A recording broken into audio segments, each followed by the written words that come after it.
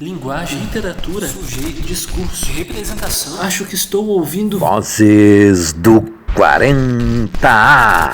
Eu sou Érica Gonzalez, acadêmica de bacharelado em Letras Português e Literaturas da Universidade Federal de Santa Maria e membro do grupo PET Letras. E eu me chamo Victoria Almeron, também sou acadêmica de bacharelado em Letras Português e Literaturas na Universidade Federal de Santa Maria e integrante do PET Letras. E hoje no podcast Vozes do 40A iremos conversar com o professor doutor Anselmo Pérez Alós.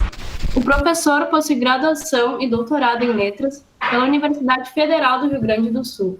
Atualmente é associado à Universidade Federal de Santa Maria, onde atua como docente de graduação, mestrado e doutorado em letras, nas disciplinas de literatura brasileira, literatura latino-americana, literaturas africanas, de língua portuguesa, literatura comparada e teoria literária. Bom, prof, a gente esqueceu de falar alguma coisa? Quer algo acrescentar? Não, perfeito, está ótimo. Deixa eu aproveitar e cumprimentar todo mundo, cumprimentar os ouvintes e agradecer a vocês por esse convite para estar participando do podcast. Nós que agradecemos pela sua participação aqui. Primeiramente, eu já quero começar a perguntar. Eu queria saber qual foi o motivo, o critério que te fez querer cursar letras? Na verdade, assim, isso tem que retornar um pouco lá para os tempos do meu ensino médio ainda. Eu trabalhava, estudava, fazia o meu ensino médio à noite e estava mais preocupado, na verdade, na minha vida como trabalhador do que pensando, né, no que seria o futuro do meu ingresso na universidade. Tinha alguns interesses assim que iam mais pela aura da profissão do que pelo fazer da profissão propriamente dito. Então, eu tinha um certo interesse em psicologia porque eu achava que tinha uma certa aura, né, o trabalho do psicólogo, que isso era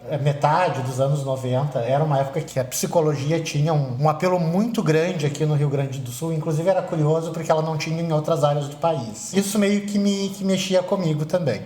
Eu tinha um certo interesse pela área da informática simplesmente porque eu achava que seria uma profissão rentável, enfim, mas procurando me informar um pouco mais, né, sobre a vida de quem trabalha com computação, eu desisti nos 45 segundos do primeiro tempo pela necessidade de conhecimento de matemática, que nunca foi muito meu forte, né? E foi dessa experiência, então, né, de me dar conta de que não bastava gostar de informática para poder ter um bom resultado como profissional da informática, que eu comecei a pensar, eu tenho que descobrir o que eu gosto. Então, vamos dar uma analisada dos meus interesses aqui nas disciplinas que eu estou cursando ao longo do ensino médio. Eu sempre tive bons resultados em literatura, em língua portuguesa, resultados bons em língua estrangeira e sempre tive muito interesse por história e geografia. Então isso tudo apontava assim, para o perfil de um curso da área de humanas, né? E dentro das possibilidades que se apresentavam, né, o curso de letras me parecia que tinha mais variáveis interessantes, né? Porque eu teria, então, todo o tempo da graduação para decidir se eu gostaria de me tornar um professor de língua portuguesa, de literatura ou de línguas estrangeiras. Isso acabou sendo fundamental, assim, para definir a minha escolha. Teve um pouco da questão da inclinação pessoal, do gosto. Tanto é que a disciplina que mais me despertava interesse, que era a literatura, foi a área na qual eu terminei me especializando, então, depois na graduação e na pós-graduação, mas também um pouco de pensamento, assim, ligeiramente estratégico, né, de pensar um pouco no mercado de trabalho e no leque de possibilidades de atuação. Então, foram essas duas coisas que acabaram me encaminhando para o curso de letras, e daí depois, dentro da graduação, eu acabei firmando meus pés, né, na literatura brasileira e na teoria literária. Muito bom. Da informática para letras foi um caminho, então. Sim, sim. Bom, talvez dê até para encontrar um denominador comum aí, que era o interesse por linguagens, de alguma maneira, né? Porque aquilo que me chamava um pouco o interesse nesse universo que ainda hoje me é completamente desconhecido, né? Que era o universo da informática, era justamente a área de programação, que eu até hoje não tenho a menor ideia de como me funciona, mas que me parecia uma coisa meio mágica, assim. E hoje, depois de tantos anos, eu entendo que talvez esse interesse estivesse ligado com essa questão do funcionamento da linguagem, que talvez seja o que há de parentesco, né, entre o curso de letras e o curso de informática, a ideia de trabalhar com linguagens, né? Só que, infelizmente, a linguagem da informática é uma linguagem matemática que me é completamente avessa, assim, né? Sim, sim. Uma linguagem na qual eu não tenho proficiência nenhuma. Vozes do 40A. E livro em que tu organizou Poéticas da Masculinidade em Ruínas, tu escreve como as representações de identidades sexuais não heteronormativas eram limitadas e até não reconhecidas pelos termos qualificativos que conhecemos hoje em dia: gay, lésbica, bissexual, queer, além de outras minorias com as quais tu trabalha, como raça e gênero. Com base nisso, gostaria de saber como era viver nessa época e como ela influenciou na hora de escolher a sua linha de pesquisa. Certo, perfeito. Bom, eu acho que aqui mais uma vez eu vou ter que voltar um pouquinho para os tempos de escola, de ensino fundamental e médio, né? Então, assim, não é segredo para ninguém, né, que eu estudei a vida inteira em escola pública, e não só em escola pública, mas em escola pública de periferia, em Porto Alegre. E uma coisa que sempre me chamou a atenção foi que, mesmo morando numa região assim, basicamente de trabalhador, onde viviam trabalhadores, né, no espaço da escola, da quinta, sexta série em diante, até o final do ensino médio, eu nunca tive mais do que 2 colegas negros em sala de aula. Isso ficou mais acentuado ainda, né, no ensino médio, onde eu nunca tive mais do que um aluno negro em sala de aula. E durante a minha vida na universidade, mesmo fazendo o curso de letras, que não é um daqueles chamados cursos nobres, né? Ainda assim, eu só fui ter um colega negro a partir do segundo para o terceiro ano da minha vida acadêmica. Então, na verdade, eu comecei respondendo a tua pergunta pelo final, né? Eu comecei pela questão étnico-racial para depois chegar na questão da sexualidade. A ordem não interfere no resultado, né? Então... Certo. Então, uma coisa que começou a me chamar a atenção, na verdade, foi essa questão dessa invisibilidade. Assim. Eu era muito tosco, eu não dava muito, eu não tinha essa consciência, né, essa percepção tão atinada nesses momentos, enquanto estava no ensino fundamental e médio. Isso começou a me chamar a atenção, na verdade, na universidade, porque quando a gente começava a fazer as disciplinas de formação pedagógica, de prática de ensino, né? Isso era um exercício que reiteradamente alguns professores meus faziam, né? Eles faziam a gente voltar no tempo e tentar pensar, né? Pensem lá, quantos colegas negros vocês tiveram e quantos professores negros vocês tiveram ao longo do ensino fundamental e médio. E era sempre um resultado muito aterrador pela ausência de professores negros. Daí eu comecei a fazer esse exercício e repensar isso dentro da própria universidade. Entre graduação, mestrado e doutorado, eu fiquei 11 anos dentro da URGS. E nesses 11 anos eu só tive uma disciplina ministrada por uma professora negra. Foi talvez o primeiro índice, né, para que eu começasse a me preocupar com essas questões da alteridade e da diferença. A primeira invisibilidade que se apresentou para mim foi a invisibilidade étnico-racial, né? A falta de afrodescendentes nos espaços de ensino. Depois eu acabei me aproximando da professora Rita Schmidt, na época da iniciação científica, e eu comecei com ela, dentro do projeto que ela coordenava, a trabalhar com uma outra invisibilidade que eu também não tinha me dado conta, que era a falta de mulheres escritoras nos currículos de literatura, né? Ela trabalhava já nos anos 90 com trabalho de resgate das escritoras brasileiras do século XIX. E daí algumas outras ausências começaram a me chamar a atenção. Por exemplo, no meu período de ensino médio, a gente só ouvia falar de 2 mulheres na literatura brasileira, que eram a Clarice Lispector, na ficção, e a Cecília Meirelles, na poesia. Ambas no século XX. A gente estudava todo o século XIX na disciplina de literatura brasileira, e isso se repetia na universidade, sem ver absolutamente nenhum nome feminino escrevendo literatura. Essa foi a segunda marca da alteridade, né, e da ausência, a marcar um pouco a minha percepção. Finalmente, depois de passar então por essa percepção das questões étnico-raciais e da questão de gênero, é que eu comecei a me dar conta, né, de que eu também fazia, por mais que eu tivesse alguns privilégios nesse sentido, né?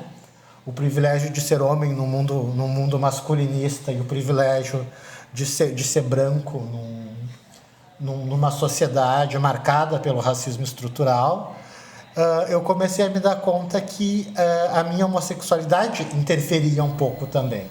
Daí eu comecei a me dar conta de que eu nunca tive colegas gays durante o ensino fundamental e médio. De que eu nunca tive professores gays, ou pelo menos não assumidamente gays, ao longo de toda a minha formação. Comecei a me dar conta de que isso se repetiu na universidade. Tanto com relação a professores gays, não havia nenhum, pelo menos, que se assumisse como gay. Entre os meus colegas também havia um ou outro que a gente até desconfiava que fosse, enfim, mas ninguém se apresentava, né, socialmente fora do armário, por assim dizer. E daí eu comecei a me dar conta de que essa reflexão e a pesquisa que eu tinha feito com o feminismo eu poderia me utilizar dessas armas para pensar a questão da homossexualidade nos estudos literários. E isso daí, então, foi o que eu comecei a fazer no meu mestrado. Eu comecei a trabalhar, então, com autores gays latino-americanos, né, que escreviam sobre a homossexualidade. Eu comecei com essa pesquisa discutindo Manuel Puig e Caio Fernando Abreu no mestrado. Continuei essa pesquisa incluindo um escritor peruano, o Jaime Bailey, na minha pesquisa de doutorado. E desde então toda a minha pesquisa acabou sendo marcada pela presença desses três eixos, né? Identidade étnico-racial, feminismo e estudos de gênero, e a questão daí da teoria queer, né, ou dos estudos gays e lésbicos, né? E é curioso porque eu fiz o caminho ao inverso só muito depois de já ter me tornado professor universitário, enfim, de já estar orientando trabalhos na universidade, é que essa discussão sobre a interseccionalidade começa a aparecer, né? A ideia de que não dá para dissociar gênero, raça, classe social. A minha entrada nesse mundo de pensar a heteronormatividade, o racismo sistêmico, o masculinismo no mundo das relações sociais, e principalmente no campo dos estudos literários, foi um pouco pelo avesso, assim, né? Me veio primeiro a experiência e a constatação para depois ter contato com as ferramentas teóricas que permitiriam, assim, uma discussão, uma resistência no sentido intelectual da coisa, de se produzir conhecimento na contramão dessa onda, digamos, conservadorista, na falta de uma melhor palavra no momento. Sim, isso é muito interessante porque tu foi observando, né? Às vezes é isso que acontece quando a gente vai traçar, né? Muita gente se pergunta como a gente vai traçar esse caminho e geralmente tem alguma coisa voltada para as questões mais pessoais, né? Principalmente na literatura. Achei bem interessante a tua passagem do tempo, assim. E eu gostaria de chamar a atenção, Victoria, que falando assim em pouco tempo, parece que a coisa foi muito racional e muito bem pensada, mas na verdade a minha trajetória é muito cheia de atropelos também, né? Então, sim. Eu não só disse muita bobagem em momentos mais imaturos da minha vida, com relação à discussão, por exemplo, sobre literatura negra, literatura afro-brasileira e literatura de autoria feminina, como eu até escrevi algumas bobagens. Minha sorte é que essas o pessoal não encontra por aí tão fácil. Mas até porque eu acho que a maioria delas não foi publicada. Ou se foi publicada assim no zine do diretório acadêmico. Mas eu acho importante marcar isso. Sim. Porque esse processo, né, de tomada de consciência, de perceber a dinâmica de como as coisas funcionam, ele não é linear, assim, a gente não passa... Às vezes a gente passa por uns momentos de retrocesso na vida pessoal, de às vezes falar algumas bobagens, porque o conhecimento ele é produzido, né, a partir da tentativa e erro. E eu acho que é importante a gente ter em vista também que o erro faz parte do processo. Com certeza. Sim, sim. E é bom olhar para trás e ver a sua trajetória e notar o quanto o senhor mudou, assim, de pensamento, de opinião, e o quanto o senhor influencia hoje nas suas linhas de pesquisa para atribuir mais, né? Sim. E eu estava me lembrando agora, por exemplo, logo no primeiro semestre da minha vida acadêmica, numa discussão sobre a questão de autoria feminina numa aula de literatura brasileira. Vejam como às vezes a gente faz equívocos bem intencionados, mas que não deixam de ser equívocos, né? E não deixam de ter efeitos. Sim. Era uma discussão de sala de aula, enfim, numa turma com 30 ou 40 alunos. e se discutia essa questão, né, sobre a questão da autoria feminina, se essa discussão era pertinente ou não. E eu, na minha ingenuidade, né, de quase adolescente de 18 anos, recém entrando na universidade, eu insistia e brigava exaltadamente, dizendo que não havia diferença nenhuma. Porque na minha percepção, naquele momento, defender que não havia nenhuma diferença era o que garantia condições de igualdade. Né? Então,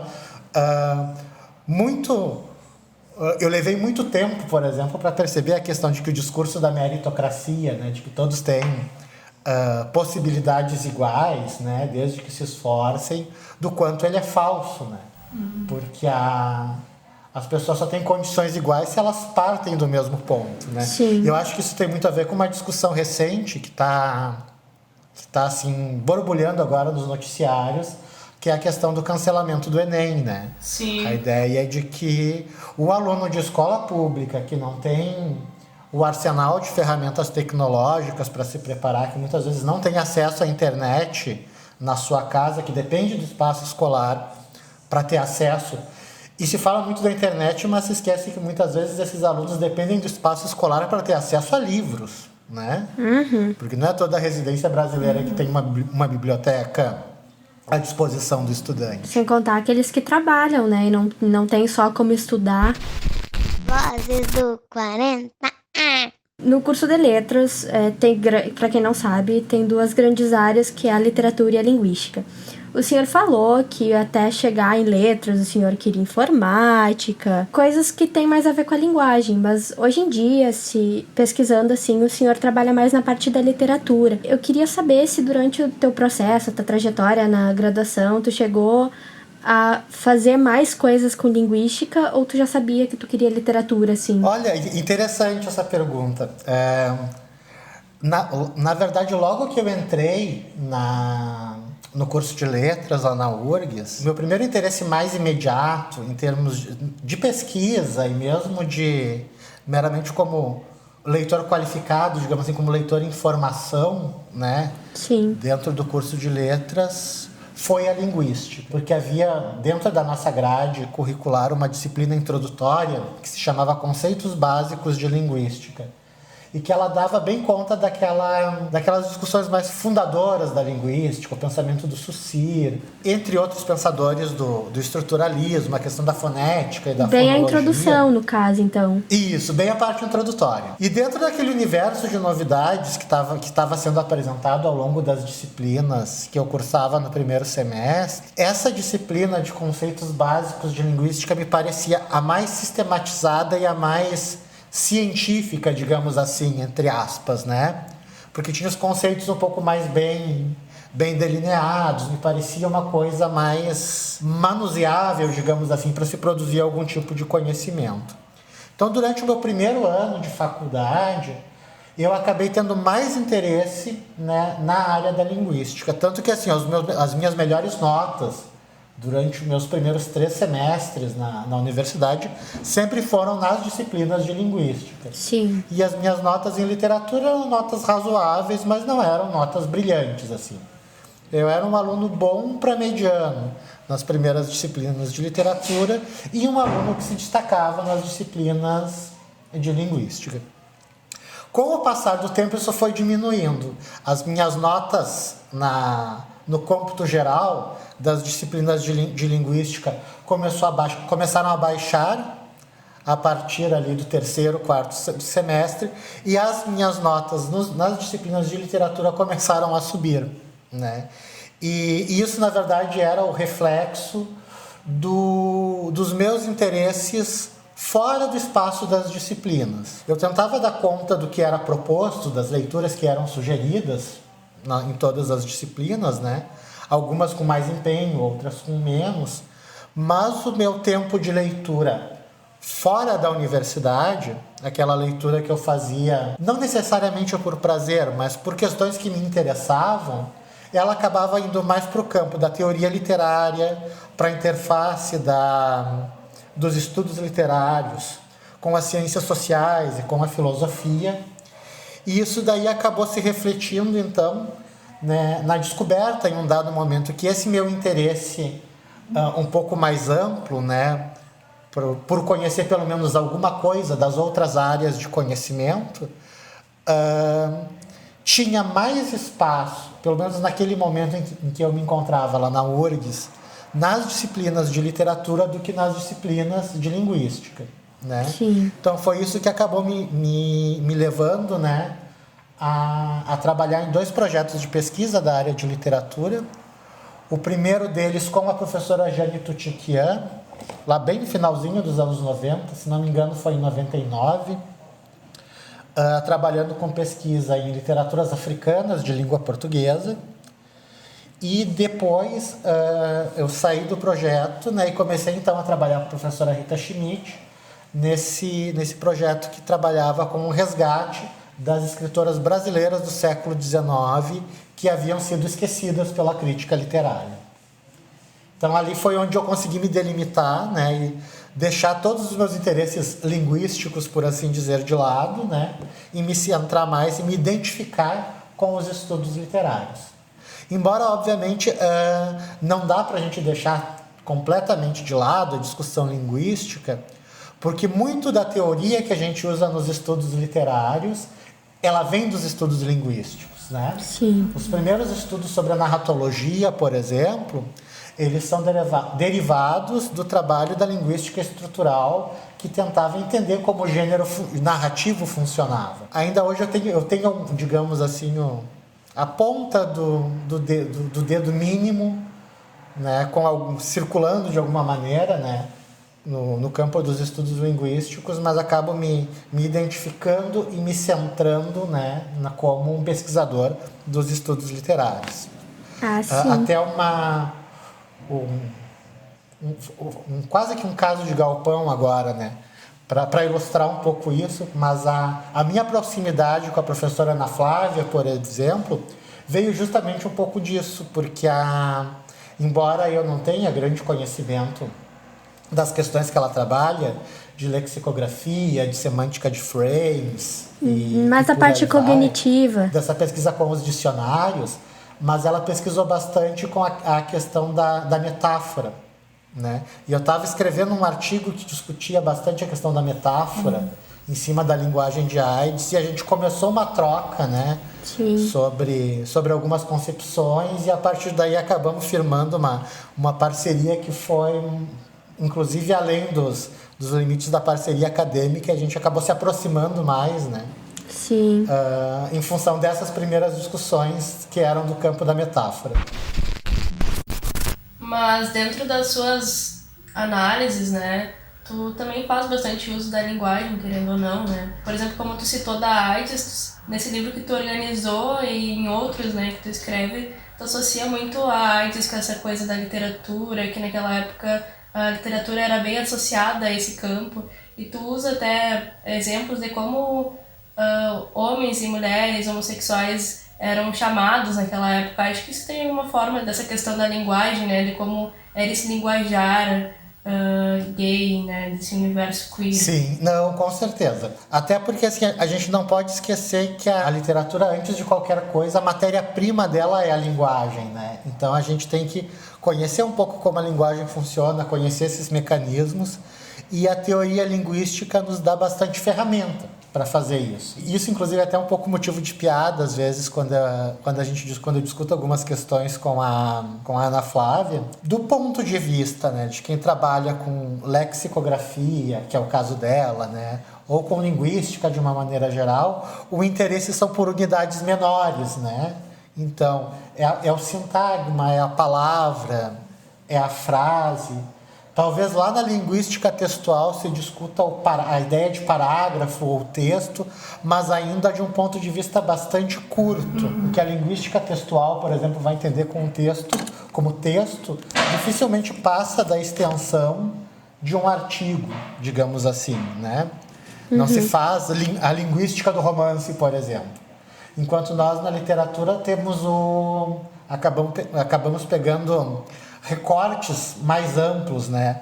A gente trabalha com o poema, com o conto, com o romance, né? E não com aquelas unidades menores que caracterizam a pesquisa de algumas áreas da linguística, né? Como a morfologia, que trabalha com uma unidade que é menor do que a palavra. Sim. Ou como a fonologia, que trabalha com as unidades mínimas distintivas, né? Que não chega nem a trabalhar com o alcance semântico da noção de palavra.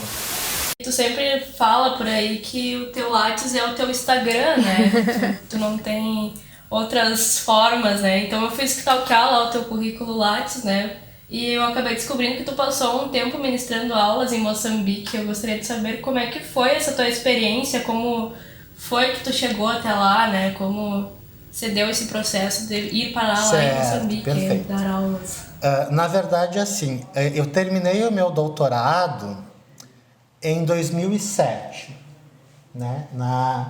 No meio de 2007, foi no mês de junho ou julho, agora não tenho muita certeza da data da minha defesa, mas foi no meio de 2007. E entre, então, né, o segundo semestre de 2007, eu passei basicamente desempregado, penando, sobrevivendo com o que havia me sobrado da bolsa, né? Com o que eu tinha conseguido economizar. E no início de 2008, eu tomei conhecimento do programa de leitorados no exterior, né?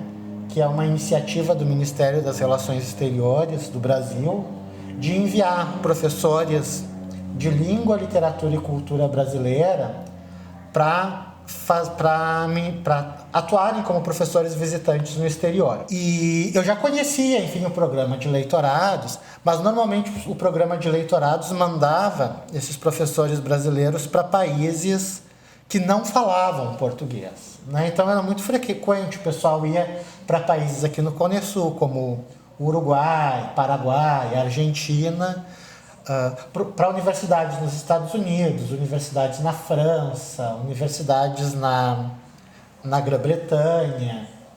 Isso já existia. E como eu não tinha formação em língua estrangeira, né, eu acabei, ao longo do meu percurso, optando pelo trabalho com literatura e com literaturas, então, em língua portuguesa. Eu não tinha formação de professor como professor de língua estrangeira. Acabei, então, não me preocupando, nem acompanhava muito os editais. Mas com o advento do primeiro governo Lula, isso começou a mudar. Porque uma das coisas, principalmente a partir da segunda gestão do governo Lula, começou a haver um interesse muito grande do Brasil em estreitar laços com os países africanos. E uma das políticas públicas que foi estabelecida para isso foi foi incluir dentro desse programa de leitorado, né, permitir que países que falavam a língua portuguesa recebessem leitores. Porque, embora eles falassem português, eles tinham muito pouco conhecimento de literatura brasileira e de cultura brasileira. Então, se abriu para praticamente todos os países lusófonos da África, né? Começou com Angola e Cabo Verde, depois São Tomé e Príncipe, Guiné-Bissau e, finalmente, por último, foi aberto, né, vaga para Moçambique. Logo que isso aconteceu, eu comecei a acompanhar e eu submeti, então, a minha candidatura. Minha primeira submissão, logo no início de 2018, foi para a Universidade Agostinho Neto, em Angola, né? Eu não fui nem selecionado entre os 10 primeiros candidatos, né? Mas disse, tá, tudo bem. Mas como era um processo seletivo relativamente simples, porque a gente mandava a candidatura toda ela em formulário online, então sempre que abria, eu submetia uma nova candidatura.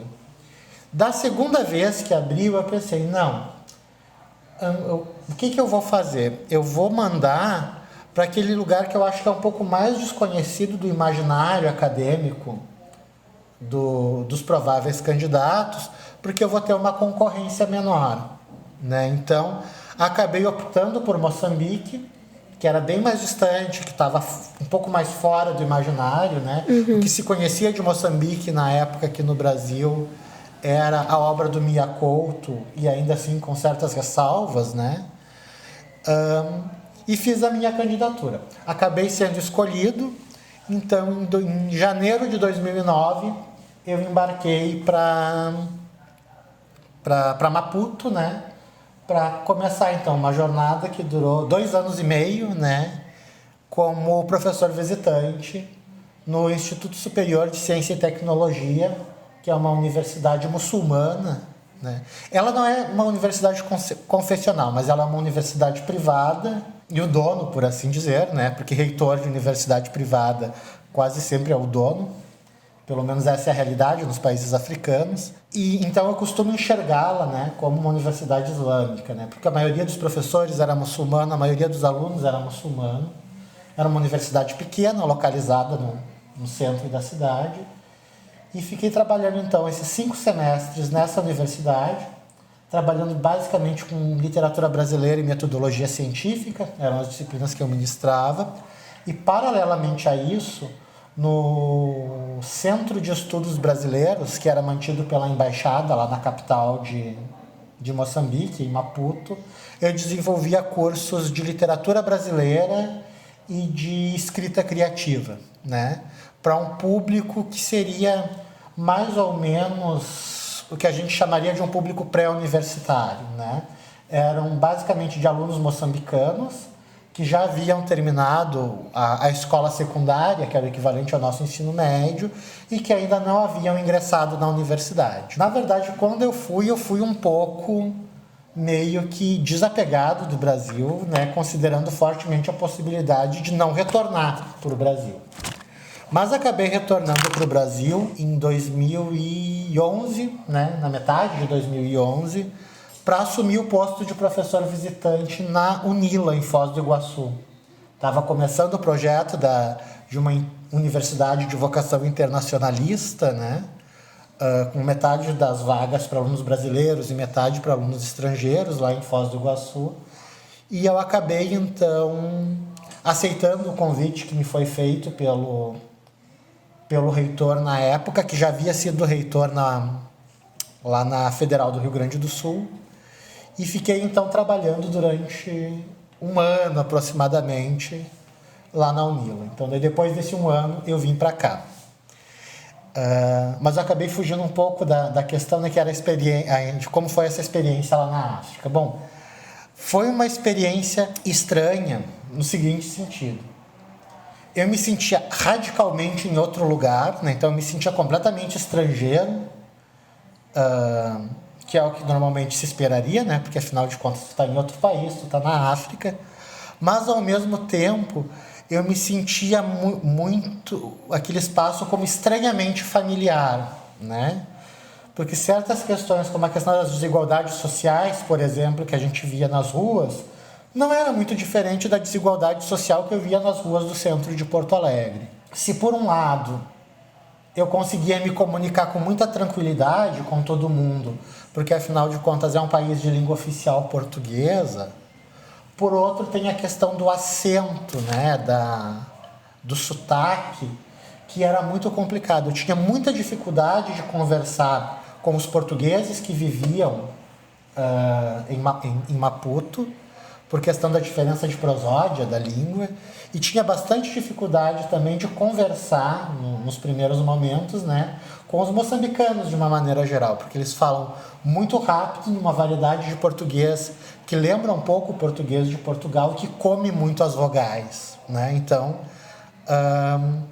há um processo de adaptação dos ouvidos, né, para facilitar a comunicação. E da mesma maneira também era muito estranho, porque eu sempre achei que fosse falante de português, né? Eu, como a maioria dos brasileiros, imagino que vocês também, a gente se identifica como falante de língua portuguesa. Afinal, tem um monte de disciplina que a gente faz ao longo da graduação, são disciplinas de língua portuguesa. Só que era muito estranho, porque os moçambicanos não me reconheciam como um falante de português. Eles diziam que eu falava brasileiro e que isso era uma outra língua. Os moçambicanos e os portugueses falavam português. Eu falava brasileiro. Isso é bem interessante, né? Porque a gente tem esse estranhamento mesmo quando a gente fala a mesma língua que as pessoas e tem essa diferença, né? Imagino que seja... Eu, pelo menos, não tenho nenhuma experiência desse tipo, né? De estar com pessoas que falam português, mas são de outros países, mas imagino que deve ter esse estranhamento, né? Porque a gente já tem esse estranhamento... viajando pelo Brasil, por exemplo, vários sotaques, a gente já tem alguns estranhamentos com pessoas de outros países que falam a mesma língua, deve ser bem complicado. O senhor teve alguma experiência, né? Tu já falou que teve essa parte social, mas da parte que tu consegue ligar com a tua pesquisa, ou essas partes quando tu estava lá em Moçambique não eram tão debatidas lá ou na sua cabeça ainda? Quando eu cheguei lá, na verdade, a minha tese de doutorado, né, ela se caracterizava como uma tese latino-americanista, né, porque eu trabalhava com autores sul-americanos dentro de uma perspectiva de projeto de América Latina. Já tinha começado isso no mestrado e continuei no doutorado. Mas, ao mesmo tempo, eu sempre me mantive leitor das literaturas africanas pelo fato de ter sido o meu primeiro contato com a pesquisa, lá por volta de 99, sob a orientação da professora Janito Tiquian, que atualmente é vice-reitora lá na URA. Então, eu me mantive, na medida do possível, lendo muito. E lendo muito, assim, o meu muito era o pouco que chegava até o Brasil. Até poderia fazer importação de livros, enfim, mas saía uma fortuna gigantesca, então eu só lia o que acabava sendo lançado aqui no Brasil. Com a minha ida para Moçambique, a minha primeira reação foi assim, ó: a partir de agora eu deixo de ser latino-americanista e passo a ser africanista, né? Então, durante os 2 anos e meio que eu tive lá, eu continuei pesquisando bastante, lendo muito, mas eu acabei dando uma guinada no perfil dos meus interesses e passei a escrever basicamente sobre as mulheres que escreviam romance ou conto em Moçambique, né? Então, mesmo esse interesse, se a gente lembra da disciplina que tem na grade curricular, né, do bacharelado, por exemplo, são literaturas africanas de língua portuguesa, e se trabalham as 5 nações, né, mais ou menos ao mesmo tempo, né? Angola, Moçambique, Cabo Verde, Guiné-Bissau e São Tomé e Príncipe. Como eu estava no meio de Moçambique, eu pensei, vou me focar em pesquisar essas coisas. Só que a literatura dos outros países dificilmente chegava lá. Então tinha assim, era muito fácil encontrar, né, um volume muito grande de escritores moçambicanos, os escritores portugueses consagrados, aqueles mesmos que a gente lê nas disciplinas de graduação em literatura portuguesa, mas não havia nada, nem nas livrarias, nem nas bibliotecas, quer dizer, não é que não houvesse nada, mas havia muito pouco de literatura brasileira, ou de literatura latino-americana, ou da literatura dos outros países africanos. Então eu passei esses 2 anos e meio focando o meu interesse basicamente na literatura moçambicana. E dentro da literatura moçambicana fazendo um recorte específico onde eu trabalhava com as mulheres moçambicanas. Era um momento, por exemplo, em que a Paulina Chiziane, até onde eu me lembro, ela não havia chegado no Brasil ainda, ninguém conhecia a obra dela. Hoje ela já é bastante conhecida. A Lília Monplé, que é uma outra escritora que tem uns 5 livros publicados, são 3 ou 4 pesquisadores no Brasil que sabem da existência dela. Porque esses livros eram publicados por editoras pequenas, né? E dificilmente chegavam a despertar o interesse das editoras brasileiras. Então eu acabei focando nessa discussão. Sim. Gênero, raça e nacionalidade, né? Dentro da literatura moçambicana. E quando eu ia com uma pesquisa paralela que eu fazia a partir com algum interesse sobre coisas brasileiras que eu tinha levado do Brasil para Moçambique na minha mala. Eu tinha levado muita coisa da Carolina de Jesus, da Maria Firmina dos Reis. Então eu continuei escrevendo sobre essas autoras do lado de lá, né? na margem do Índico e não mais próximo do Atlântico. E a questão daí da sexualidade, que era um dos interesses fundamentais da minha pesquisa, ele não entrava em discussão porque, na verdade, a política moçambicana é muito conservadora nesse sentido, né? Eu não me lembro exatamente como é que está hoje a situação legal do movimento LGBT em Moçambique, mas na época em que eu estava lá, entre 2009 e 2011, já não se aplicava mais, mas a homossexualidade era criminalizada, né? Ela podia ser punida como como um delito da ordem, tipo assim, ó, da vagabundagem ou da prostituição ou da falta de decoro, e poderia ser punido com algo entre 6 meses e 2 anos de cadeia, por exemplo. Claro que na prática isso não acontecia, né? E, inclusive já haviam algumas discussões que apareciam na TV, problematizando a questão dos direitos sexuais, dos direitos das mulheres, né? Mas, de qualquer maneira, ainda havia esse dispositivo na Constituição, né? O que significava que qualquer guinada mais à direita poderia trazer isso à tona, né? Então, um pouco também como uma estratégia de sobrevivência, eu acabei não fazendo muito essa discussão lá em Moçambique nesse momento, principalmente porque não haviam escritores que se assumissem como homossexuais, né? E que produzissem esse material para ser discutido. Havia algumas discussões que poderiam ser feitas em termos de sociologia, de direito, de políticas públicas, né? Mas elas estavam muito fora daí da minha área de atuação na universidade, que já estava se focando basicamente na área de estudos literários. E essa situação da homossexualidade não é tão diferente do que aconteceu também no Brasil, né? Era muito difícil essas expressões, né? E em outros países também que tinham essas partes mais ditatoriais. Muito interessante essa sua experiência em Moçambique, porque eu particularmente não tinha ideia que as leis eram tão rígidas assim, por mais que na prática não seja. Ter na Constituição eu acho bem pesado, na verdade, sabe? Em Moçambique até a coisa era um pouco mais... havia esse dispositivo, mas era um pouco relativamente suavizado, assim, né? Não se levava a letra de lei, né, às últimas consequências. Sim, sim. Mas ainda hoje, em alguns países africanos, o Estado se reserva o direito, inclusive, de deportar homossexuais. Meu Deus. Principalmente pela questão do vínculo entre homossexualidade e AIDS, que se criou ao longo dos anos 80 e 90 e que não se dissolveu muito ainda, né? Ainda hoje, a associação, né, entre homossexualidade, AIDS, soropositividade, ela é muito forte. Sim. Então, esse era o argumento que ainda hoje alguns países utilizam para deportar homossexuais soropositivos. Muito complicado isso. Eu não tenho acompanhado muito como é que está essa discussão, né? Mas vira e mexe, se a gente acompanha a CNN internacional, aparece alguma coisa nesse sentido. É que ultimamente com a questão da pandemia e com a questão, né, das nossas próprias desgraças políticas aqui no Brasil, eu tenho olhado cada vez mais para dentro aqui pensando, né? A nossa situação de como a gente está lidando com tudo isso.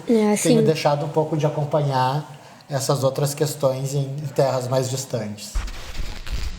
Vozes do 40A. Deixando agora um pouco de lado a vida profissional do Dr. Professor Anselmo, a gente vai dar uma descontraída e conhecer um pouco mais do seu lado pessoal.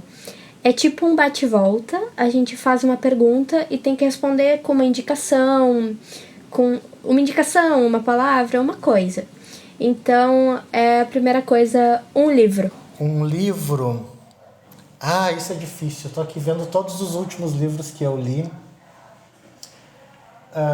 Mas eu vou recomendar um livro que me é bem querido, né, que me acompanhou desde os tempos do mestrado, que é O Beijo da Mulher-Aranha, do Manuel Puig. Um filme? Um filme?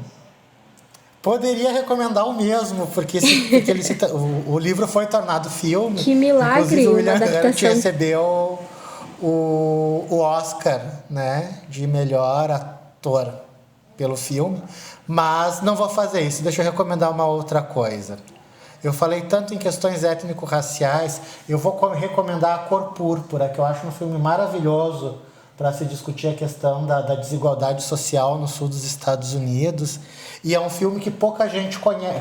Pouca gente não, estou sendo injusto, mas assim, as pessoas mais jovens não têm tanta familiaridade com ele. E foi um livro que marcou muito um filme que marcou muito a minha geração. A Cor Púrpura. Eu ouvi falar, mas nunca assisti, né? Mas eu também não. Vou assistir. Já até botei na minha lista aqui de filmes para assistir. É um artista ou uma banda? Atualmente eu tenho ouvido bastante o Bloco da Laje, que é para dar uma descontraída e espantar um pouco esse clima meio fúnebre que a gente está vivendo nesse momento do Brasil, né? Em função da pandemia. Uma música. Uma música. Amor Marginal, do Johnny Hooker. Acho que é um dos novos clássicos da música brasileira. Sim, é muito boa essa música. Sim. É um hobby. Atualmente, meu hobby é cuidar dos meus gatos e das minhas plantas, né? Mas isso é um hobby que é quase uma obrigação, né? Eu tenho uma curiosidade pessoal, assim, de qual é o nome dos teus gatos? Na verdade, eles são meio esquizofrênicos, eles trocam muito de nome. Eles acompanham um pouco a tendência do noticiário. Quando eles foram adotados, 2 deles eu trouxe da África, lá de Maputo. Como eu estava em Maputo, eu queria nomes que lembrassem um pouco do Brasil. Então, o mais velho se chamava Paçoca e a outra, a outra gatinha, que era um pouco mais jovem, se chamava Farofa. Depois, lá em Foz do Iguaçu, a gente adotou a terceira, né, que era a Pipoca. Só que daí era muito P e muito C, muita literação e assonância nesses nomes. E eu tava ficando igual a minha mãe na hora de chamar os filhos e chamava os nomes todos errados. Acontece. Então eles foram rebatizados pelas cores. Então era o branco, a vermelha e a cinza. Que são os nomes que a gente mais usa aqui em casa pros 3. Assim fica mais prático, né? Já tá identificando. Eles têm outros nomes. Nessa onda, 3 coisas interessantes sobre ti. 3 coisas interessantes sobre mim. Não pode pensar muito, tem que ser rapidinho. É que eu não me vejo como uma pessoa muito interessante. Eu acho que essa é a questão, assim. Eu me acho bastante previsível, na verdade. Então, não tem uma coisa mais interessante? Eu vou reformular, então, questões curiosas a meu respeito. Pode ser. Isso, pode ser. Sou muito consumista no que diz respeito a livros. Eu compro mais livros do que consigo ler. E muitas vezes acabo dando de presente os livros, porque eu não tenho mais espaço para guardar. Eu sou meio obcecado por limpeza, mas sou muito preguiçoso para fazer faxina. Então eu vivo um eterno dilema quando chega a hora de limpar o apartamento. Né? Vontade de ter um apartamento limpo, mas vontade nenhuma de pegar no esfregão. Principalmente nesses tempos, né? Agora é meio frio, meio calor. É verdade, porque daí a gente passa no esfregão e depois demora para enxugar, o tempo meio úmido. Mas se tá quente eu também não tenho vontade porque tá muito quente. E uma terceira coisa, eu gosto muito da ideia de viajar, mas eu tenho cada vez menos ânimo para sair de casa. Cada vez mais o meu cantinho, o meu cafofo me é suficiente assim para me fazer me sentir pleno. Então a sua vida é cheia de dilemas, desde a limpeza até viagens. Verdade. E para fechar agora, é uma história engraçada da vida pessoal e uma da vida profissional. Que dê para contar, claro. Histórias engraçadas. Eu não sei. Minhas histórias são sempre meio tragicômicas, assim. É aí que é mais divertido. Na verdade, eu tenho uma história, eu acho que com uma história eu resolvo os 2 problemas. O primeiro dia que eu fui meu primeiro dia de trabalho, né, quando eu fui entrar em sala de aula pela primeira vez aqui na Universidade Federal de Santa Maria, né, eu ainda estava um pouco inseguro, assim, então estava me preocupando um pouco com a ideia de tem que passar uma imagem um pouco mais limpa, mais profissional, né? Então, botei um sapato, coisa que eu dificilmente uso, né? Não uso sapato, mas nem para ir em festa de casamento, quanto mais para trabalhar. Mas naquele momento eu tinha calçado um par de sapatos. Uma calça jeans um pouco mais bem comportada, né? Porque quem me conhece sabe que eu vivo com as minhas calças manchadas, puídas, rasgadas. A gente sabe. Na ocasião eu estava com uma calça jeans clara bem comportada e uma camisa branca, né? Isso... Começou o desastre. Quem me conhece sabe que eu não uso branco de jeito nenhum atualmente, né? E um pouco por esse trauma. Daí eu cheguei lá na secretaria do Departamento de Letras Vernáculas, uma meia hora antes da minha aula, e eu não tenho 100% de certeza, mas acho que foi a professora Andréa do Rocio que me ofereceu um café. Toma um café aí, Anselmo, que tem um tempinho ainda, vamos conversar um pouco. Pois eu enchi o café, pois no primeiro gole eu virei o copo inteiro de café em cima da camisa branca. Eu tinha 20 minutos para entrar em sala de aula, não tinha como voltar para casa, não tinha uma camisa sobressalente. A moral da história, passei o dia inteiro dando aula, né? O novo professor da instituição, né? Meu primeiro contato com os alunos, encharcado de café. Uma ótima boa impressão, assim, né? E pelo lado bom... Perfeita. O cheiro é gostoso, pelo menos, né? É verdade. E a minha sorte é que eu tomo café sem açúcar, então eu fiquei com o cheiro do café e não ficou tão grudento, né? Assim que secou, fiquei só com a mancha. É uma boa primeira impressão. Eu explicar um impressão. pouco porque que eu sou tão informal e tão despachado, assim, no meu trato com as pessoas na universidade. Depois de passar por uma experiência dessas no primeiro dia, sabe? E aí a gente perde um pouco o decoro, o cuidado com roupa, um certo alinhamento, assim, né? Porque me Aquela ficou muito pose de professor presente a formal. possibilidade do desastre, né? Se eu fosse para a universidade, limpo demais, arrumado demais. Só para finalizar, então, em breves palavras, tu teria algum conselho para dar para os estudantes de letras, principalmente para essa galera que entrou recentemente, essa galera que está tentando se encontrar ainda no curso? Tu tem algum conselho para dar? Certo, eu vou começar com dois conselhos que se aplicam para todo mundo, não só para os estudantes de letras, né? Se vocês têm a possibilidade, fiquem em casa, lavem as mãos e usem muito álcool gel.